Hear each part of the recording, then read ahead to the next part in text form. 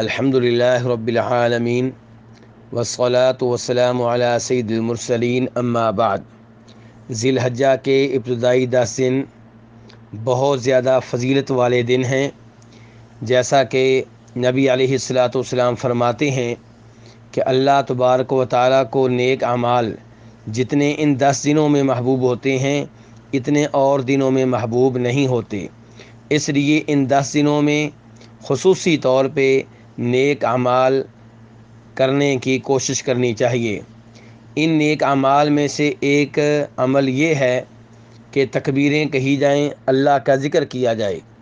چنانچہ امام بخاری رحمہ اللہ روایت کرتے ہیں کہ جناب عبداللہ بن عمر اور ابو ہریرہ رضی اللہ تعالیٰ عنہما یہ ان 10 دنوں میں بازار کی طرف نکل جاتے، مارکیٹ میں چلے جاتے اور تکبیریں کہتے، تو لوگ ان سے تکبیریں سن کر تکبیریں کہنا شروع کر دیتے۔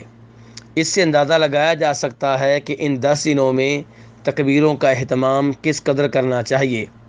ایسے ہی وہ دن جو عید کے بعد ہیں، جنہیں ایام تشریق کہا جاتا ہے، 11 تاریخ، 12 تاریخ، 13 تاریخ، یہ بھی تکبیریں کہنے کے دن ہیں، اللہ کے ذکر کرنے کے دن ہیں۔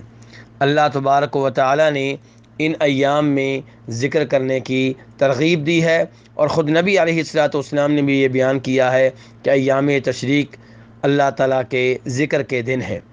اب یہاں پہ سوال یہ پیدا ہوتا ہے کہ تکبیریں کہنی ہوں تو کن الفاظ میں کہی جائیں؟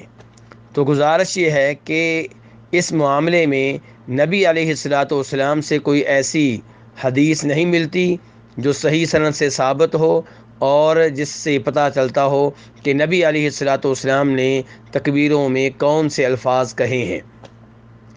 اس بارے میں جو بھی روایات آتی ہیں وہ ضعیف ہیں اور ثابت نہیں ہیں۔ اس لیے تکبیروں میں کوئی بھی الفاظ کہے جا سکتے ہیں، لیکن وہ الفاظ جو نبی علیہ الصلاۃ والسلام کے صحابہ کرام سے ثابت ہیں وہ سب سے بہتر ہیں۔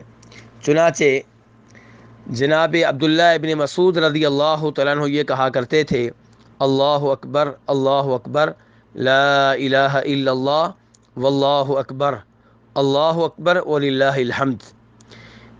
ان الفاظ کو امام ابن ابی شیبہ رحمہ اللہ نے عبداللہ ابن مسعود رضی اللہ عنہ سے روایت کیا ہے، اور شیخ البانی رحمہ اللہ نے انہیں ارواء الغلیل میں درست اور صحیح قرار دیا ہے۔ ایسے ہی جناب عبداللہ ابن عباس رضی اللہ تعالیٰ عنہما کہا کرتے تھے، اللہ اکبر، اللہ اکبر، اللہ اکبر وللہ الحمد، اللہ اکبر واجل، اللہ اکبر علی ما ہدانا۔ ان الفاظ کو امام بہقی رحمہ اللہ نے روایت کیا ہے، اور شیخ البانی رحمہ اللہ نے ارواء الغلیل میں صحیح قرار دیا ہے۔ تو اس لیے تکبیرات میں وہ الفاظ جو نبی علیہ الصلاۃ والسلام کے صحابہ کرام سے ثابت ہیں وہ زیادہ بہتر ہیں، انہیں اپنانے کی کوشش کرنی چاہیے۔ واللہ تعالی اعلم۔